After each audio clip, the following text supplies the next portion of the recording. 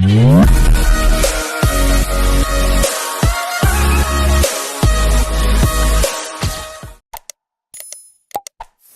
Order reaction. जैसा कि आप सभी स्टूडेंट पिछले लेक्चर में ऑर्डर ऑफ रिएक्शन का नॉलेज ले चुके हैं और order of reaction different types का होता है, जिसमें से zero order, first order, second order आपको पढ़ना है आपके सिलेबस में। ध्यान देंगे, यहाँ जीरो ऑर्डर रिएक्शन स्टार्ट किया रहा है, यानी the reaction whose rate doesn't depend upon any concentration term of the reactant is called zero order reaction. तो यहाँ पर जो हमने अभी डिफाइन किया, इसको आप पिछले लेक्चर में ही पढ़ चुके हैं, समझ चुके हैं। बोर्ड पर ध्यान बनाए रखिए। आपके माइंड में क्या है पहले से कि rate proportional to active mass of A का पावर अगर 1 होगा तो फर्स्ट ऑर्डर, 2 होगा, 3 होगा, और अगर 0 होगा तो वो जीरो ऑर्डर। बोर्ड पर ध्यान बनाए रखिए, समझिए, बेस तैयार कर रहे हैं आज के पढ़ाई का। रेट बराबर के। अब आप ही बताइए, अगर पावर 0 है, सॉल्व करेंगे 1, तो जब 1 हो जाएगा तो आप समझ सकते हैं कि रेट पूरा कांस्टेंट हो गया, ये प्रूफ हो गया। और यहीं से डिफिनेशन निकाला गया है कि वैसा रिएक्शन जिसका रेट किसी भी कॉन्सेंट्रेशन टर्म पर डिपेंड नहीं करता है, जीरो ऑर्डर रिएक्शन का। 1 कॉन्सेंट्रेशन टर्म पर डिपेंड करता है, फर्स्ट ऑर्डर, 2 कॉन्सेंट्रेशन टर्म पर डिपेंड करता है, second order, 3 concentration term, third.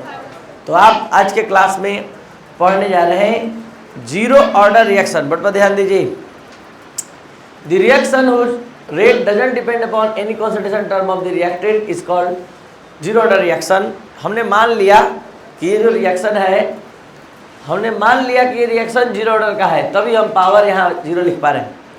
तो यहाँ पर सबसे पहले रेट जो होगा प्रोपोर्शनल होगा पावर 0 के। प्रोपोर्शनल हटते ही कांस्टेंट आ गया।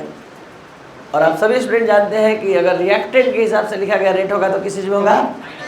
तो ये आपको समझा रहा है कि रेट हमेशा क्या होगा, कांस्टेंट होगा। आप इसको इस तरह से भी अपने समझने के लिए लिख सकते हैं।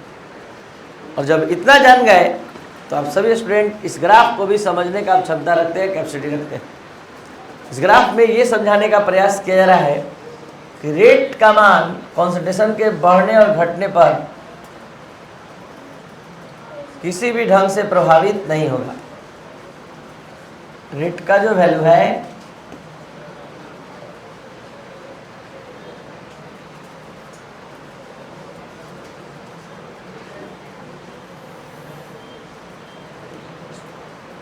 कॉन्सेंट्रेशन के बढ़ने और घटने पर कोई प्रभाव नहीं पड़ेगा। इसको हम इस ढंग से समझा रहे हैं, ध्यान दीजिए। आपके पास कॉन्सेप्ट क्या है, आपके पास यही कॉन्सेप्ट है ना कि रेट प्रोपोर्शनल होता है एक कॉन्सेंट्रेशन टर्म के, तो वो फर्स्ट ऑर्डर, 2 होता है सेकेंड ऑर्डर। तो जरा ध्यान दिया जाए, अगर हम इस कॉन्सेप्ट का फॉलो करते हुए ग्राफ बनाए तो कैसे ग्राफ बनाएंगे? ग्राफ कैसे बनाएंगे, देखिए।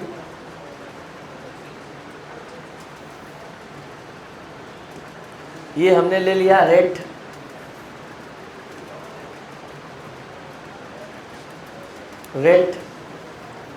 इस पर हमने ले लिया कॉन्सेंट्रेशन, और कॉन्सेंट्रेशन टर्म का पावर हमने 1 लिया।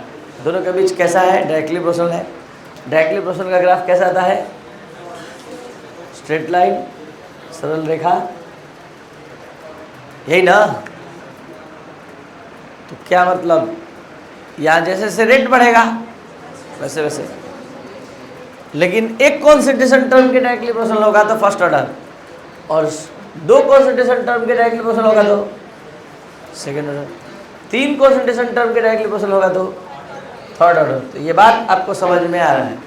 लेकिन जरा सोचिए कि जीरो ऑर्डर का होगा तब क्या होगा। रेट तो बोल दिया कि हम कांस्टेंट हैं, हम किसी पर डिपेंड नहीं करेंगे, और आपको ग्राफ खींचना ही खींचना है, खींच दीजिएगा ऐसे। तो आप ऐसा ग्राफ बनाएंगे कि रेट का वैल्यू कांस्टेंट दिखे, तो कॉन्सेंट्रेशन यहाँ बढ़े घटे कोई फर्क तो ये ग्राफ आपने जो बनाया, इससे ये समझ में आ रहा है कि रेट का मान कॉन्सेंट्रेशन टर्म पर डिपेंड, जबकि सारे ऑर्डर का रिएक्शन, सारे ऑर्डर का ग्राफ बोर्ड पर देखिए, first order, second order, third order सब ऐसा मिलेगा, लेकिन जीरो ऑर्डर का ऐसा क्यों मिल रहा है? क्योंकि रेट का मान अपने एक्सिस पर ना बढ़ेगा। ये है graphical representation of zero order और ये है graphical representation of different order. N हमने लिख दिया, first order, second order, third, और एन के जगह क्या क्या हो सकता है? 1 2 3, जीरो नहीं हो सकता है, जीरो के लिए डिफरेंट। अब हम बात करते हैं आपके सामने एक्सप्रेशन ऑफ रेट कांस्टेंट का। Expression of rate constant, expression of rate constant for zero order reaction. Zero order reaction के लिए रेट कांस्टेंट का एक्सप्रेशन, रेट कांस्टेंट मतलब के। तो आइए इसको अच्छे से समझें। फुल एक्सप्रेशन यहाँ डिफाइन होने जा रहा है।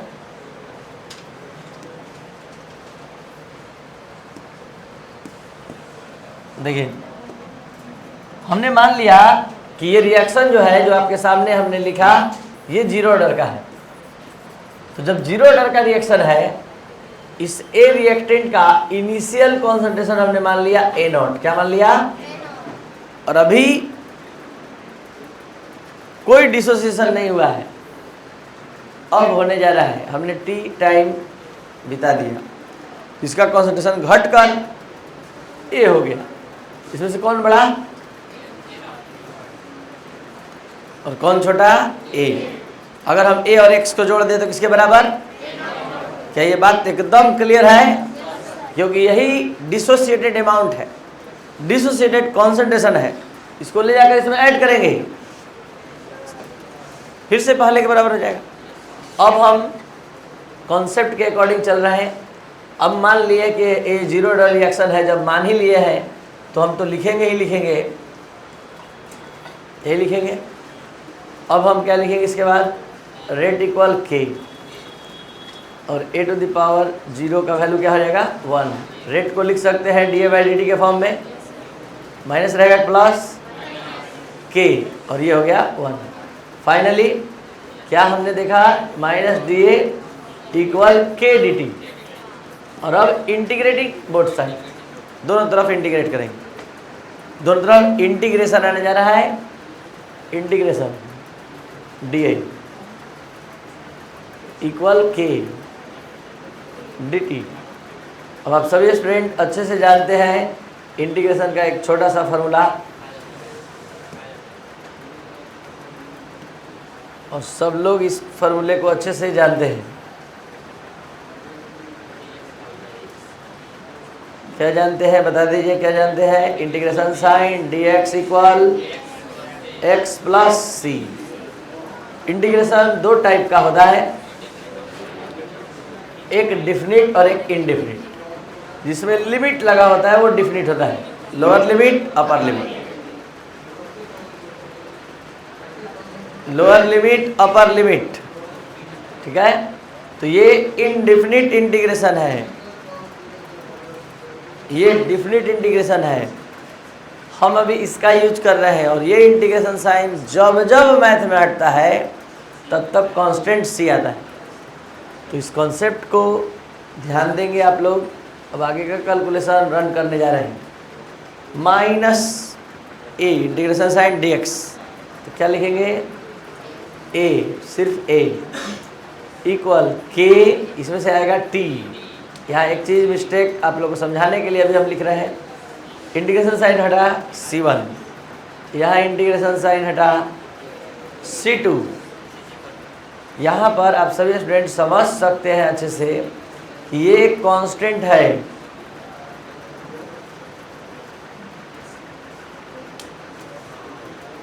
और ये भी एक कांस्टेंट है। तो कांस्टेंट में से कांस्टेंट घटेगा तो आने वाला मान भी, और कांस्टेंट इंटू कांस्टेंट बराबर भी कांस्टेंट, तो यहाँ पर सी आ गई। जब आप इतना समझ सकते हैं तो डायरेक्ट भी समझ सकते हैं कि हमने इसके बदले में ये तो फार्मूला फॉलो किया तो ए लिख दिया, ये के टी हो गया और पूरे इंटीग्रेशन साइन के बदले में कोई दिक्कत? अब बताइए, अगर हम समय टाइम 0 ले ले, 0, जब हम समय बिताए ही नहीं, तो ये जो प्रेजेंट कॉन्सेंट्रेशन है क्या वो पहले वाले के इक्वल हो जाएगा? जब हम टाइम हमने बिताया ही नहीं तो कोई डिसोसिएशन नहीं हुआ, तो ये जो प्रेजेंट है वो इनिशियल के क्या हो जाएगा? तो यहाँ पर अब कॉन्सेप्ट सबका क्लियर होना चाहिए, ध्यान से समझ लीजिएगा।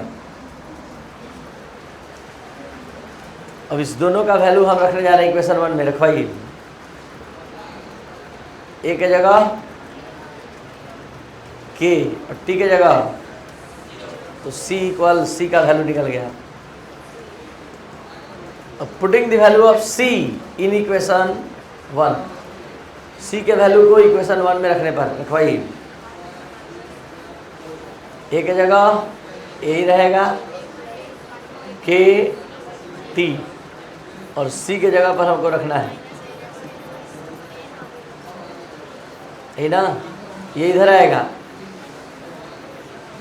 ए नॉट प्लस में हो गया और ये हो गया k t. Finally we get A naught, what is A naught? Initial concentration. What is ए?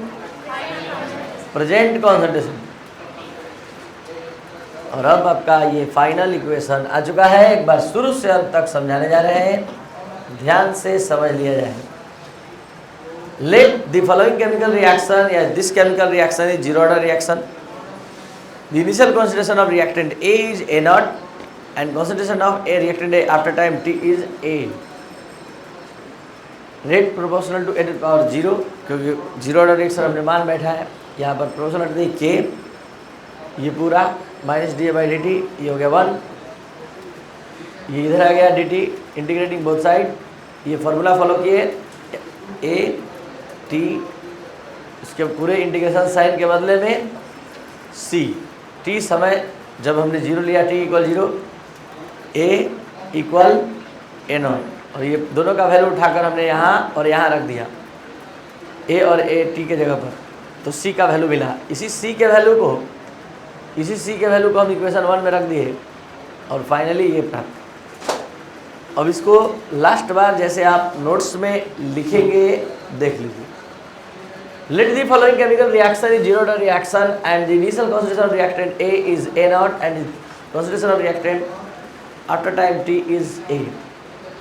ये लिखते समय आप सभी स्टूडेंट सावधानी बरतें कि इसके नीचे जस्ट आएगा, ये इधर लिखा जाएगा और इसके ही नीचे ये रहेगा, और ये डिसोसिएटेड अमाउंट, ये हो गया minus D A by D T, ये के इंटू 1 माइनस डी ए, ये के D T, integrating both side, ये हो गया माइनस डी ए, ये माइनस, ये क्या हो जाएगा बोलिए? ये आपका फार्मूला लिखा हुआ है,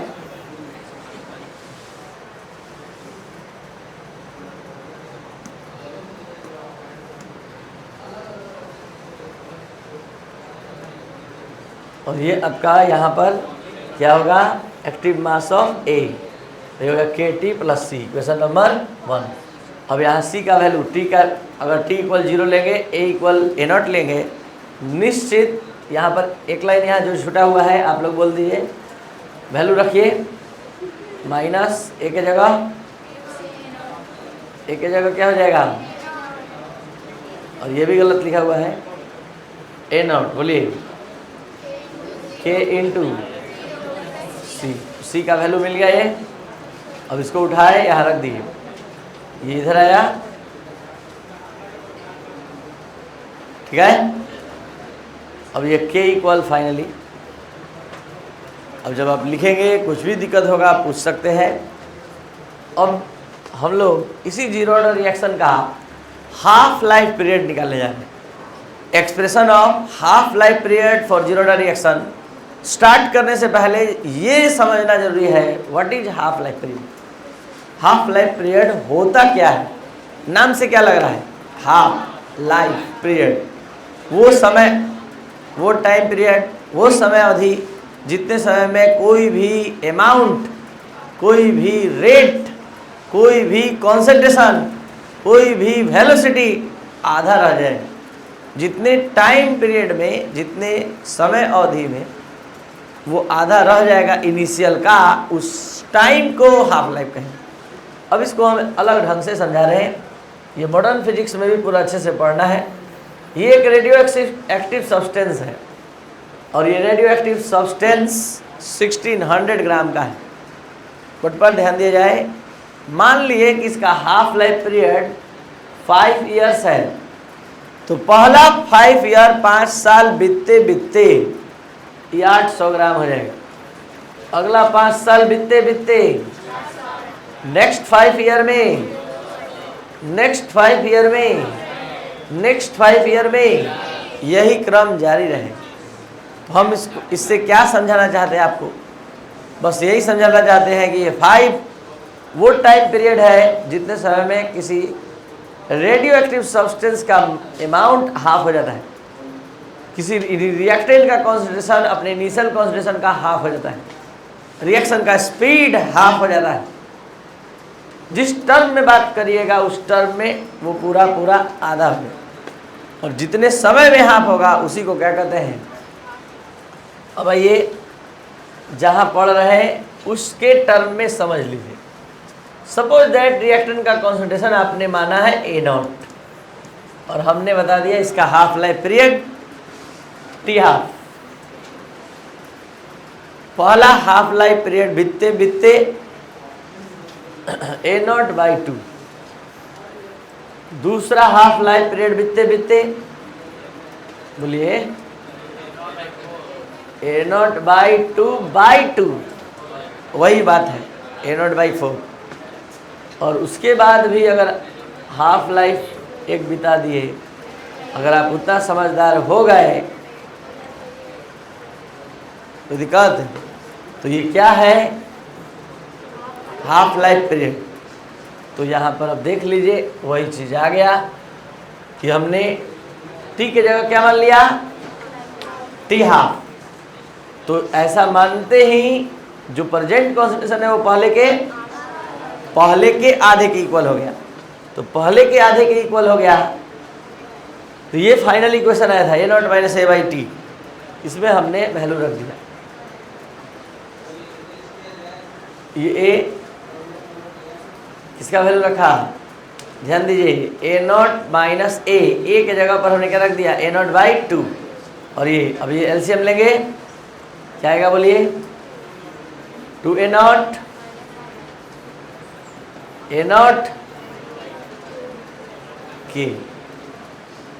के नहीं, अभी तो टी हाफ चल रहा है। अब ये इसमें से घटेगा, क्या बचेगा? A0 A2K। Finally we get T half equal A0/2K।